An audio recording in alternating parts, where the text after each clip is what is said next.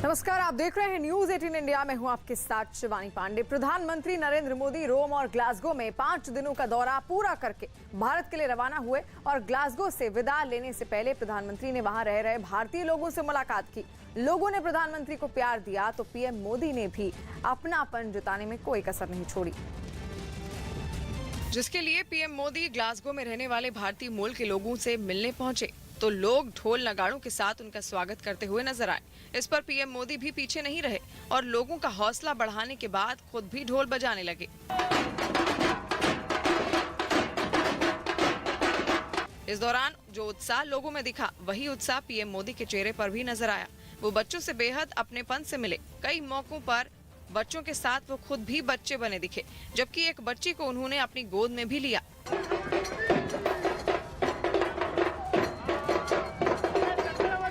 एक बच्चे ने भारत के नक्शे वाली अपनी ड्राइंग प्रधानमंत्री को दिखाई तो उन्होंने ऑटोग्राफ दे दिया। यही नहीं, उन्होंने कई लोगों के हाथ पर भी ऑटोग्राफ दिया। इसे देखकर लोगों की खुशी का ठिकाना ना रहा। कई लोग तो उनके पैर छूते हुए भी नजर आए।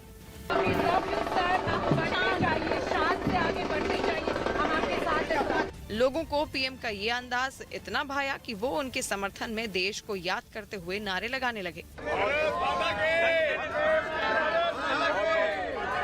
इससे पहले पीएम मोदी ने ग्लासगो और रोम में G20 और COP26 शिखर सम्मेलन में हिस्सा लिया था।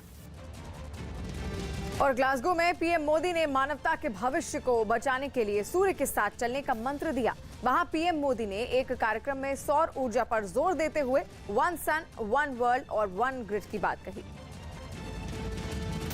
अगर हमें फिर से प्रकृति के साथ संतुलित जीवन का संबंध स्थापित करना है तो इसका रास्ता हमारे सूर्य से ही प्रकाशित होगा। मानवता के भविष्य को बचाने के लिए हमें फिर से सूरज के साथ चलना होगा।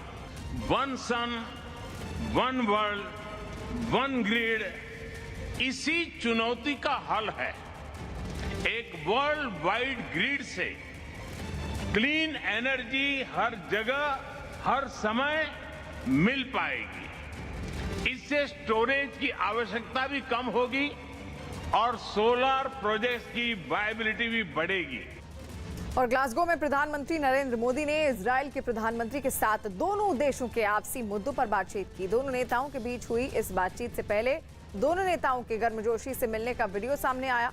इस वीडियो में प्रधानमंत्री नरेंद्र मोदी इजरायल के पीएम नफ्ताली बेनेट का हाथ पकड़कर थपथपाते हुए दिखे। वहीं इजरायल के प्रधानमंत्री भी उनके कंधे पर हाथ रखकर बात करते रहे। दोनों नेताओं के रिश्तों की नजदीकियां इस वीडियो में साफ दिखी। इजरायल के सरकारी न्यूज चैनल के मुताबिक इस मुलाकात में इजरायल के पीएम ने प्रधानमंत्री नरेंद्र मोदी को इजरायल आने का न्योता दिया और ये भी कहा कि प्रधानमंत्री मोदी इजरायल में भी बेहद लोकप्रिय हैं। और अयोध्या में दिव्य दीपावली पर सबसे बड़ी कवरेज न्यूज 18 इंडिया पर।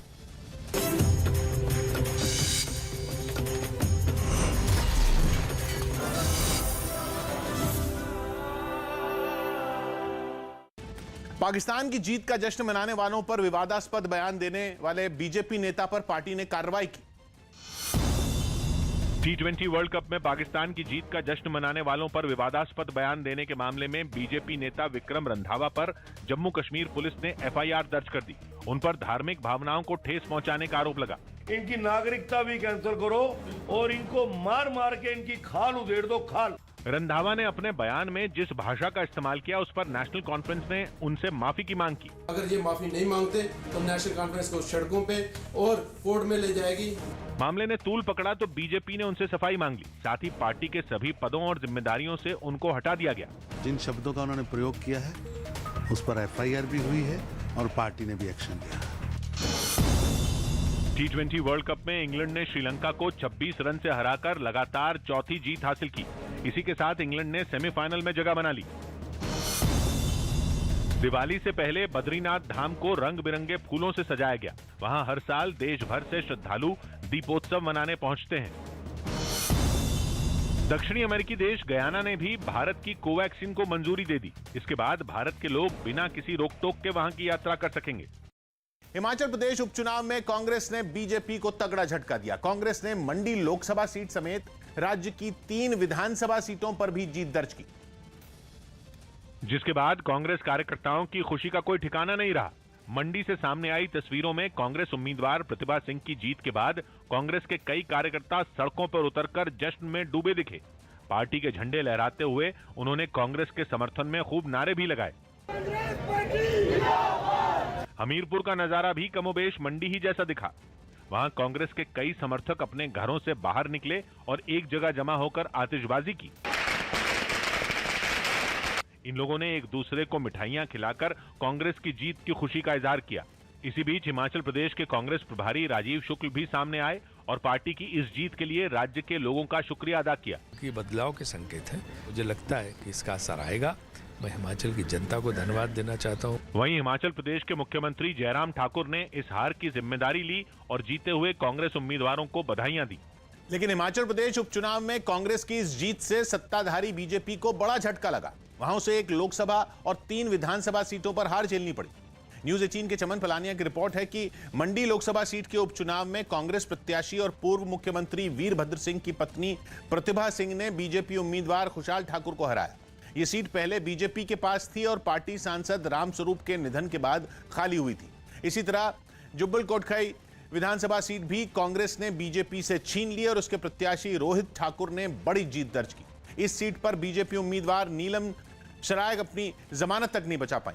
बड़ी बात यह कि इस सीट पर टिकट कटने से खफा बीजेपी के पूर्व मंत्री नरेंद्र बरागटा के बेटे चेतन सिंह बरागटा ने निर्दलीय चुनाव लड़ा और वो दूसरे नंबर पर रहे। जबकि फतेहपुर विधानसभा सीट पर कांग्रेस ने जीत की हैट्रिक लगाई और उसके उम्मीदवार भवानी सिंह ने बीजेपी प्रत्याशी बलदेव ठाकुर को मात दी। वहीं अर्की विधानसभा सीट पर एक बार फिर से कांग्रेस की झोली में गिरी। वहां से पहले वीरभद्र सिंह विधायक थे, लेकिन उनके निधन से यह सीट खाली हो गई थी और अब कांग्रेस के संजय अवस्थी ने जीत हासिल की। उन्होंने बीजेपी के रतन सिंह पाल को हराया। मतलब कांग्रेस अर्की और फतेहपुर में अपनी सीट बचाने के साथ ही बीजेपी के खाते वाली मंडी लोकसभा और जुब्बल कोटखाई विधानसभा सीट भी जीत गई। महंगाई मुद्दा थी और ये मुद्दा उनके हाथ में लगाई और इसी मुद्दे को लेकर के उन्होंने प्रमुख रूप से ये करने की कोशिश की। दिल्ली के कनॉट प्लेस इलाके से एक चौंकाने वाली तस्वीर सामने आई। वहां मोबाइल की एक दुकान में एक आदमी बम विस्फोट की धमकी देने लगा। इसकी जानकारी जैसे ही पुलिस को मिली, वहां फौरन एक टीम पहुंच गई और जिसने उस आदमी को पकड़कर दुकान से बाहर किया। दुकान के मालिक ने आरोप लगाया कि उस आदमी ने अपने पास बम होने की धमकी दी, जिससे वहां मौजूद सभी लोग घबरा गए। हालांकि तलाशी में वहां कोई विस्फोटक चीज बरामद नहीं हुई। इसके बाद दिल्ली पुलिस ने उसे हिरासत में लेकर पूछताछ की। अफगानिस्तान की राजधानी काबुल में उस वक्त अफरा तफरी मच गई जब सरदार मोहम्मद दाऊद खान अस्पताल के मेन गेट पर एक जोरदार धमाका हो गया। मिलिट्री हॉस्पिटल के सामने हुए इस बम धमाके में 19 लोगों की मौत हो गई, जबकि 50 से ज्यादा लोग घायल हो गए। लेकिन इसके बावजूद तबाही थमी नहीं। वहां से आए एक वीडियो ने सबको खौफ से भर दिया, जिसमें 2 आतंकी एक कार पर ताबड़तोड़ गोलियां बरसाते दिखाई दिए। उनमें एक हथियारबंद आदमी ऑटो से उतरा, गोलियां चलाई और फिर उसी ऑटो में फिर से बैठ गया।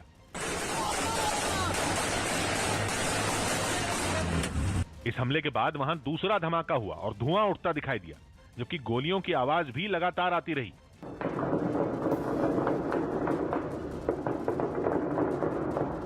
इसके बाद अस्पताल से आए एक वीडियो में तो लोग एक बाउंड्री वॉल के किनारे पर लकड़ी की सीढ़ी लगाकर जैसे तैसे बाहर निकलने को बेताब नजर आए। तो वहीं दूसरी तरफ घायलों को अस्पताल तक पहुंचने के लिए भी कई परेशानियों से जूझना पड़ा। कुछ लोगों को कार में भरकर इलाज के लिए ले जाया गया, तो कहीं लोग पैदल ही अस्पताल के लिए निकल पड़े। उत्तर प्रदेश के फिरोजाबाद से हैरान करने वाली तस्वीरें सामने आई। वहां जयनगर इलाके में अचानक एक फर्नीचर के गोदाम में आग भड़क उठी। उसके बाद तो गोदाम को आग के गोले में तब्दील होने से ज्यादा वक्त नहीं लगा और वहां से ऐसी लपटें उठी कि जिसने भी देखा वो सहम उठा। दावा किया गया कि गोदाम में लाखों का फर्नीचर था, जिसकी डिलीवरी धनतेरस के मौके पर की जानी थी और आग लगने की वजह से ये पूरी तरह बर्बाद हो गया।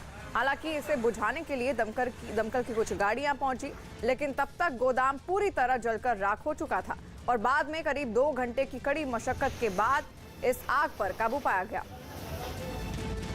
हरियाणा की एलनाबाद सीट पर हुए उपचुनाव में आईएनएलडी के अभय चौटाला ने जीत की हैट्रिक लगाई। हालांकि चुनाव प्रचार में किसान आंदोलन को मुद्दा बनाने के बावजूद पिछली बार की तुलना में बीजेपी से उनकी जीत का अंतर कम ही हुआ। यानी किसान आंदोलन की वजह से बीजेपी को जितना नुकसान पहुंचने का दावा था वो वोट में नहीं दिखा। लेकिन कम अंतर से जीत के बावजूद आईएनएलडी के कार्यकर्ताओं ने दिवाली से ठीक पहले दिवाली जैसा धमाल मचाया। जश्न के जुनून में उत्साहित कार्यकर्ता भीड़ नहीं लगाने की चुनाव आयोग की हिदायत को भूल बैठे और कोरोना से बचाव के नियमों को तार तार करते हुए नाचते नजर आए। यहाँ की तस्वीरें देखकर आपको लगता होगा कि कोई भी कोरोना दिशा निर्देश का पालन नहीं कर रहे। किसान आंदोलन की वजह से बीजेपी की बड़ी हार की भविष्यवाणी करने वाले अभय चौटाला ने जीत के अंतर में कमी की वजह प्रशासन के पक्षपाती रवैये को बताया और मुख्यमंत्री का इस्तीफा मांग लिया। मुख्यमंत्री में अगर नैतिकता है तो मुख्यमंत्री को तो इस्तीफा उसी दिन दे देना चाहिए था जिस दिन पैसे बांटने शुरू करे। केंद्र के कृषि कानूनों के विरोध में अपनी सीट से इस्तीफा देने वाले चौटाला ने इस जीत का श्रेय किसानों को ही दिया। लेकिन कृषि कानूनों को मुद्दा बनाने के बावजूद ऐलनाबाद उपचुनाव के जैसे नतीजे आए उसमें चुनाव लड़ने वाली सभी पार्टियों के लिए संदेश दिखा, क्योंकि इस बार अभय चौटाला की जीत महज 6,708 वोट से हुई, जबकि पिछले चुनाव में उन्होंने बीजेपी को 11,922 वोटों से हराया था। इस चुनाव में आईएनएलडी के अभय चौटाला को 65,897 वोट तो बीजेपी के गोविंद कांडा को 59,189 वोट मिले, जबकि कृषि कानूनों का तीखा विरोध करने वाली कांग्रेस की जमानत ही जब्त हो गई, क्योंकि कांग्रेस के पवन बेनीवाल को 20,857 वोट ही मिले और बीजेपी को दुष्यंत चौटाला की पार्टी जेजेपी से गठबंधन होने के बावजूद हार का मुंह देखना पड़ा। अयोध्या में दिव्य दीपावली पर देखिए सबसे बड़ी कवरेज न्यूज़ 18 इंडिया पर।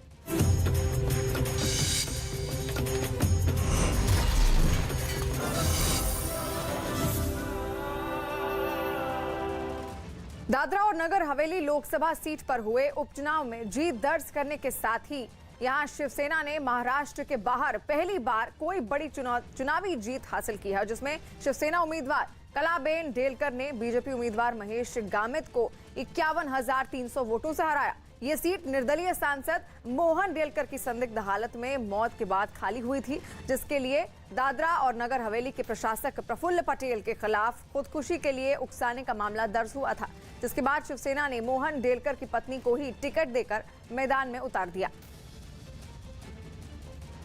अब तक इतनी बड़ी जीत इतिहास में दादरा नगर हवेली में किसी उम्मीदवार को नहीं मिली थी, जो 50,000 से भी ज्यादा मतों से शिवसेना के उम्मीदवार कलाबेन डेलकर जीत गई है। मेक्सिको में डे ऑफ द डेड बेहद धूमधाम से मनाया गया और पिछले साल कोरोना की वजह से इस समारोह का जश्न फीका रहा था, लेकिन इस बार तो वायरस भी रंग में भंग नहीं डाल पाया और हर साल 31 अक्टूबर से 3 दिन तक मनाए जाने वाले डे ऑफ द डेड पर मेक्सिको में लोग दुनिया छोड़कर जा चुके अपने घर वालों को याद करते हैं। लेकिन रोकर या मातम मनाकर नहीं, बल्कि नाचकर, गाकर, हंसकर, मुस्कुराकर। ऐसे में जश्न मनाने के लिए राजधानी मेक्सिको सिटी में भी एक विशाल परेड निकाली गई, जिसमें लोग अजीबोगरीब मेकअप करके ऐसे रंग बिरंगी अतरंगी कॉस्ट्यूम पहनकर पहुंचे मानो कोई फैंसी ड्रेस कंपटीशन हो। परेड में कुछ लोग मुखौटा तो कंकाल का पहने नजर आए, लेकिन उनका जिस्म किसी जीते जागते इंसान की तरह सजा दिखा। विशाल परेड में एक विशाल कंकाल भी नजर आया, जिसने सबका ध्यान खींचा। पिछले साल कोरोना की वजह से परेड निकल नहीं पाई थी, इसलिए इस बार लोगों ने सारी कसर पूरी कर ली। हजारों की भीड़ उमड़ पड़ी और फिर ऐसा मजमा लगा कि लोगों को खम्भों तक पर चढ़कर परेड देखनी पड़ी। असल में डे ऑफ द डेड के जरिए मेक्सिको में मौत का मातम नहीं बल्कि जीवन का उत्सव मनाया जाता है। वहां माना जाता है कि इस वक्त मर चुके लोगों की आत्मा वापस आती है, इसलिए उनके रिश्तेदार उनकी कब्रों पर जाकर उन्हें श्रद्धांजलि देते हैं। यही वजह रही कि मेक्सिको के मिचोआकन से आई एक तस्वीर में एक कब्रिस्तान का बेहद अनोखा नजारा देखने को मिला। वहां कब्रों को फूलों से इतना लाद दिया गया कि बेरंग कब्रिस्तान में रंग ही रंग नजर आने लगे। तस्वीरें देखकर यह कह पाना ही मुश्किल था कि आंखों के सामने कब्रिस्तान है, क्योंकि आम दिनों में जहां सन्नाटा पसरा रहता है, वहां गाजे बाजे के शोर ने ऐसा समा बांधा कि लोग जमकर नाचते दिखे। लोगों ने मरने वाले अपने रिश्तेदारों को खुश करने के लिए उनकी कब्रों पर उनकी पसंदीदा खाने पीने की चीजें भी रखी। दिल्ली में दिवाली की पूजा के लिए केजरीवाल सरकार राम मंदिर का मॉडल बनवा रही है। यह मॉडल त्यागराज स्टेडियम में बन रहा है, जिसमें मुख्यमंत्री अपने कैबिनेट के साथियों के साथ 4 नवंबर को दिवाली की पूजा करेंगे। पिछले 3 साल से दिल्ली में दिल्ली की दिवाली का आयोजन हो रहा है। और ये आयोजन चौथे साल भी होगा। खास बात यह कि इस बार सीएम त्यागराज स्टेडियम में बन रहे राम मंदिर के मॉडल में दिवाली की पूजा करेंगे। कोशिश की जा रही है कि ये मॉडल हूबहू अयोध्या के राम मंदिर जैसा बने, जिसके लिए हर बारीकी पर ध्यान दिया गया और कारीगर दिन रात काम में जुटे रहे। त्यागराज स्टेडियम में यहाँ उसी भव्यता के साथ इसको तैयार किया जा रहा है। कुछ दिन पहले अरविंद केजरीवाल रामलला के दर्शन करने अयोध्या गए थे, जहां उन्होंने वादा किया था कि उनकी सरकार दिल्ली के लोगों को मुफ्त में अयोध्या की यात्रा करवाएगी, और वो दिल्ली में राम मंदिर का मॉडल बनवा रहे हैं, जहां दिवाली की शाम होने वाली पूजा का सीधा प्रसारण पूरी दिल्ली में होगा। इस बीच दिल्ली सरकार के इस कदम पर सियासत भी शुरू हो गई और बीजेपी ने आम आदमी पार्टी पर तंज कस दिया। मंदिर निर्माण के रास्ते में बाधा बनने वाले लोग आज राम नाम जप रहे हैं, ये उनकी कृपा है। जबकि कांग्रेस ने तो दो टूक बोल दिया कि दिल्ली में राम मंदिर का मॉडल बनवाना चुनावी स्टंट है। वो तो उत्तर प्रदेश के चुनाव को लेकर है, ये कोई उत्सुकता ऐसी नहीं है। विरोधियों के आरोपों से अलग आम आदमी पार्टी का तर्क कुछ और ही रहा। दिवाली का त्योहार तो भगवान श्री राम के साथ जुड़ा ही हुआ है। जब हम दिवाली मनाने जाएंगे तो उसमें भगवान श्री राम का तो एक महत्वपूर्ण भूमिका होगी ही। दिल्ली सरकार दिवाली के बाद इस मॉडल को आम लोगों के लिए खोलने के बारे में भी सोच रही है, ताकि वो दिल्ली में राम मंदिर की झलक देख सकें। और इटली के पादुआ शहर से विरोध की चौंकाने वाली कुछ तस्वीरें सामने आई। वहां ब्राजील के राष्ट्रपति जायर बोल्सोनारो को दिए गए सम्मान के विरोध में लोग सड़कों पर उतरे हुए दिखे, जिसके बाद उनके और पुलिस के बीच रस्साकशी शुरू हो गई और वो लोग झुंड में नारे लगाते रहे और पुलिस उन पर पानी की बौछार करती रही। इससे बचने के लिए वो सब अपने साथ लाई शील्ड को आगे कर उसके पीछे छिप गए, लेकिन ये तरकीब भी ज्यादा देर काम नहीं आई। इस बीच केजरीवाल की तुलना कालनेमी से करने पर आम आदमी पार्टी भड़क गई। दिल्ली में अयोध्या के राम मंदिर की तर्ज पर मॉडल बनाकर पूजा करने की तैयारी पर बीजेपी ने मुख्यमंत्री अरविंद केजरीवाल पर निशाना साधा। मनोज तिवारी ने केजरीवाल की तुलना रावण के मामा कालनेमी से कर दी। माना जाता है कि साधु का वेश बदलकर कालनेमी ने राम भक्ति करने का नाटक किया था। ये सुनकर के बहुत खुश हूँ कि उनके जैसा एक कालनेमी प्रवृत्ति का व्यक्ति भी भगवान श्री राम की पूजा करेगा। मनोज तिवारी के इस बयान पर आम आदमी पार्टी भड़क गई। खुद इतने बड़े हनुमान भक्त हैं अरविंद जी, उनके लिए ऐसी बात बोलना तो मैं ये समझता हूँ सपनों में भी सोचना अनुचित है। वर्ल्ड बॉक्सिंग चैंपियनशिप में 5 में 4 भारतीय खिलाड़ी प्री क्वार्टर फाइनल में हार गए, जबकि सिर्फ शिव थापा ही जीत के साथ क्वार्टर फाइनल में पहुंच पाए। फिलहाल अच्छी खबर यह भी है कि इस प्रतियोगिता में भारत के कुल 13 में 5 खिलाड़ी पदक से महज 1 कदम दूर हैं। दिल्ली के पास गुरुग्राम में 8 जगहों पर खुले में नमाज पढ़ने की दी गई मंजूरी को रद्द कर दिया गया। वहां कई लोगों के विरोध के बाद प्रशासन ने यह फैसला लिया। स्कॉटलैंड के ग्लासगो शहर में हो रही क्लाइमेट चेंज की बैठक के लिए जुटे दुनिया भर के नेताओं के सामने कुछ लोग प्रदर्शन के लिए इकट्ठा हो गए।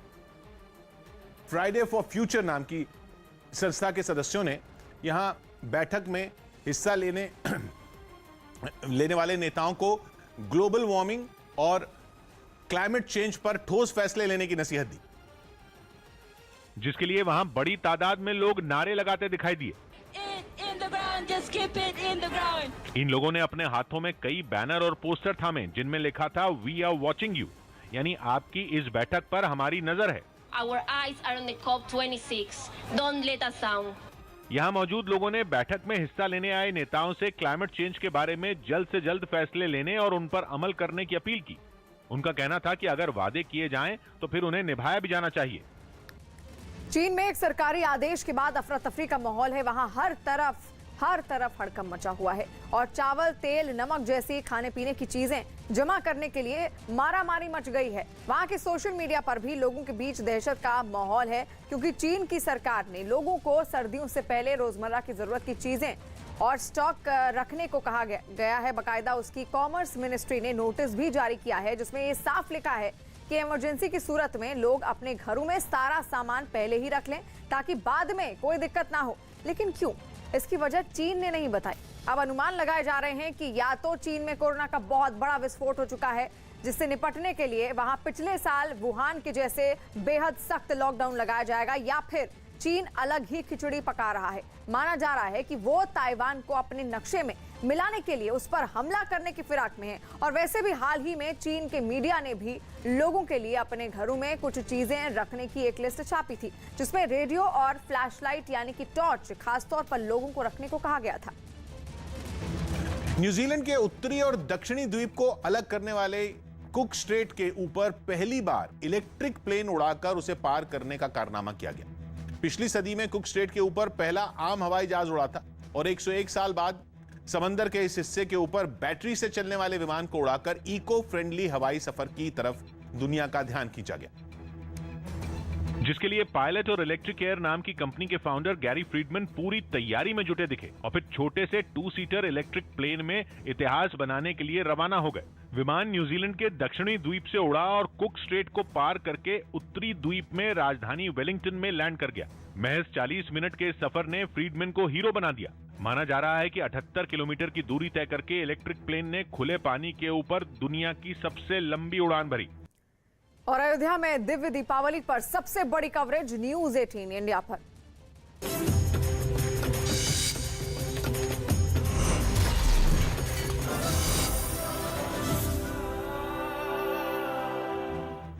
दिवाली से पहले मिलावटी मिठाइयों के खिलाफ देश के कई राज्यों में मुहिम चलाई गई। इस त्योहार के आते ही भारी मांग की वजह से मिठाई, खोया, पनीर और दूध में मिलावट की शिकायतें बढ़ जाती, जिस पर शिकंजा कसने के लिए कई शहरों में प्रशासन ने कमर कस ली। राजस्थान के बीकानेर में स्वास्थ्य और राजस्व विभाग की कई टीमों ने अलग अलग इलाकों में अभियान चलाया। कई दुकानों से अधिकारियों ने मिठाइयों के सैंपल भी लिए। जांच के दौरान कुछ दुकानों पर खराब कोल्ड ड्रिंक्स पाई गईं तो उन्हें तुरंत फेंक दिया गया। इन सैंपलों की हम जांच करवाएंगे, अगर कहीं गलत मिलता है सैंपल तो उस पर कार्रवाई करी जाएगी। राजस्थान के ही अजमेर में पुलिस और खाद्य विभाग की टीम ने मिलकर करीब 4000 किलो मिलावटी मावा जब्त कर लिया। देश की राजधानी दिल्ली में इस मुहिम को तेज करते हुए खाने पीने की चीजों की क्वालिटी पर नजर रखने वाली संस्था FSSAI ने फूड सेफ्टी ऑन व्हील्स को ही सड़क पर उतार दिया। इसके जरिए मिलावटी मिठाइयों की जांच हाथों हाथ हो गई। जांच के लिए इस गाड़ी में बैठी टीम ने एक केमिकल डालते ही मिठाई की असलियत का पता लगा लिया। अगर रोज रेड कलर आता है तो मिलावट है और अगर हल्का लाइट पिंकिश टाइप रहता है तो नेगेटिव है। बताया गया कि मिलावट का पता चलते ही आरोपियों पर कार्रवाई भी शुरू कर दी गई। तमाम राज्यों में FSSAI की तरफ से ये जो कार्रवाई है वो तेज हो गई है। प्रशासन की इस कार्रवाई के जरिए नकली मावे और मिठाइयों पर नकेल कसने की तैयारी है। अफ्रीकी देश नाइजीरिया की राजधानी अबुजा से हैरान करने वाली कुछ तस्वीरें सामने आई। वहां एक यूनिवर्सिटी में काम करने वाले 3 कर्मचारी और 3 बच्चों को एक आदमी ने बंदूक की नोक पर अगवा कर लिया, जिसके बाद वहां हड़कंप मच गया और सेना के जवान वहां तैनात किए गए। जिस इलाके में अपहरण किया गया वहां लोगों की भीड़ जुट गई। एक मकान में सारा सामान बिखरा पड़ा बताया गया कि इस मकान में एक महिला की 9 साल के बेटे को अगवा कर लिया गया, जिसके बाद उसका रो रो कर बुरा हाल है। जिन लोगों को अगवा किया गया उनमें एक प्रोफेसर का बेटा भी शामिल है। बेटे के गम में डूबे पिता का गुस्सा नाइजीरिया की सरकार पर फूटा। Is it only when we are all dead that people will know that there's insecurity in this country? Nigeria में अपहरण एक बड़ी समस्या बन चुका है। पिछले 1 साल में स्कूलों से करीब 1400 छात्रों का अपहरण किया जा चुका है। हालांकि फिरौती से जुड़ी रिपोर्ट सामने आने के बाद कई लोगों को छोड़ दिया गया। बंगाल उपचुनाव में टीएमसी ने 4 विधानसभा सीटों पर जीत हासिल की। इन सभी सीटों पर 30 अक्टूबर को मतदान हुआ था और जब नतीजे आए तो 4 सीटों पर टीएमसी का कब्जा हो गया, जिसके बाद टीएमसी कार्यकर्ता जश्न में डूब गए। दिनहाटा में तो टीएमसी कार्यकर्ताओं ने खूब रंग खेला और बैंड बाजे पर जमकर नाचे। गुसाबा में भी टीएमसी कार्यकर्ताओं ने दिवाली के मौके पर होली खेली और एक दूसरे का मुंह मीठा कराया। शांतिपुर से भी ऐसी ही तस्वीरें आईं। वहां टीएमसी के लोगों ने रंग खेलते हुए जुलूस निकाला और नाचते गाते हुए जीत की खुशी मनाई। बंगाल में जिन 4 सीटों पर उपचुनाव हुए उनमें 2 पर पहले बीजेपी का कब्जा था, लेकिन उपचुनाव के नतीजे आए तो वो दोनों सीटें बीजेपी के साथ चली गईं और दिनहाटा, शांतिपुर, गुसाबा और खड़दा में टीएमसी ने जीत हासिल की। विधानसभा चुनाव के दौरान दिनहाटा और शांतिपुर सीटों पर बीजेपी ने जीत हासिल की थी, लेकिन उपचुनाव में वो दोनों सीटें उसके हाथ से निकल गईं।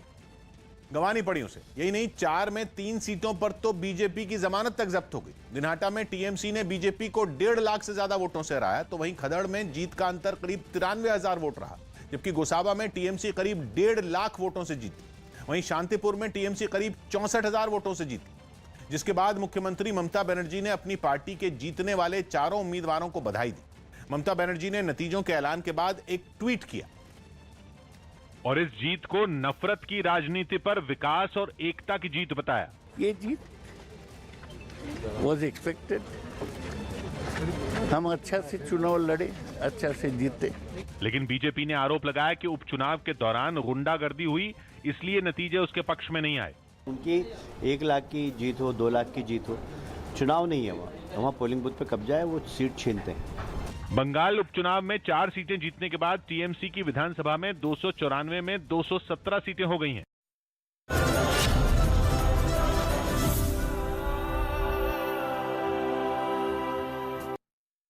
तो आज बने रहिएगा आप सभी न्यूज़ 18